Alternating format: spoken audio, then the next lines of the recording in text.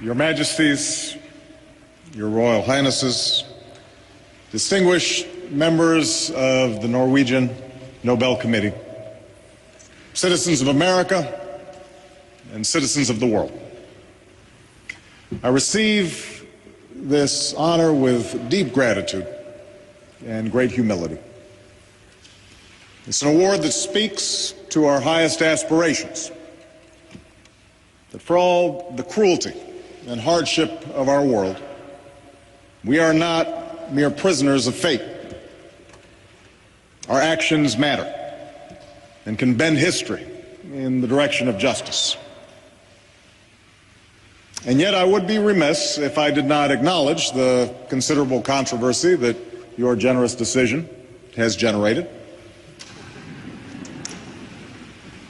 In part, this is because I am at the beginning and not the end of my labors on the world stage. Compared to some of the giants of history who have received this prize, Schweitzer and King, Marshall and Mandela, my accomplishments are slight. And then there are the men and women around the world who've been jailed and beaten in the pursuit of justice. Those who toil in humanitarian organizations to relieve suffering. The unrecognized millions whose quiet acts of courage and compassion inspire even the most hardened cynics. I cannot argue with those who find these men and women, some known, some obscure to all but those they help, to be far more deserving of this honor than I. But perhaps the most profound issue surrounding my receipt of this prize is the fact that I am the Commander-in-Chief of a military, of a nation, in the midst of two wars. One of these wars is winding down. The other is a conflict that America did not seek, one in which we are joined by 42 other countries, including Norway, in an effort to defend ourselves and all nations from further attacks.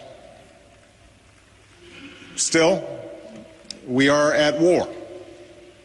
And I'm responsible for the deployment of thousands of young Americans to battle in a distant land. And some will kill, and some will be killed. And so I come here with an acute sense of the costs of armed conflict, filled with difficult questions about the relationship between war and peace and our effort to replace one with the other. Now, these questions are not new. War in one form or another appeared with the first man. At the dawn of history, its morality was not questioned. It was simply a fact, like drought or disease. The manner in which tribes and then civilizations sought power and settled their differences.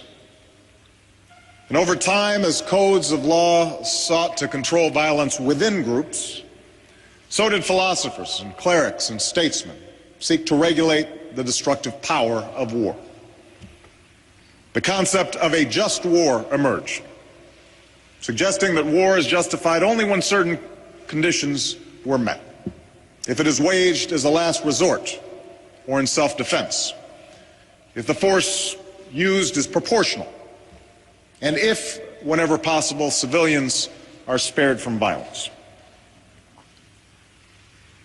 Of course, we know that for most of history, this concept of just war was rarely observed.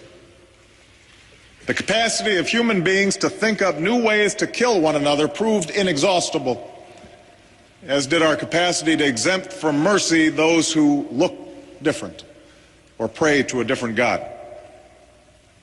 Wars between armies gave way to wars between nations, total wars, in which the distinction between combatant and civilian became blurred.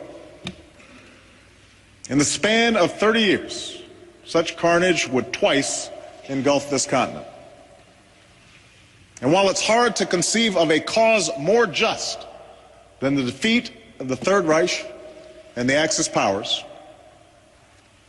World War II was a conflict in which the total number of civilians who died exceeded the number of soldiers who perished.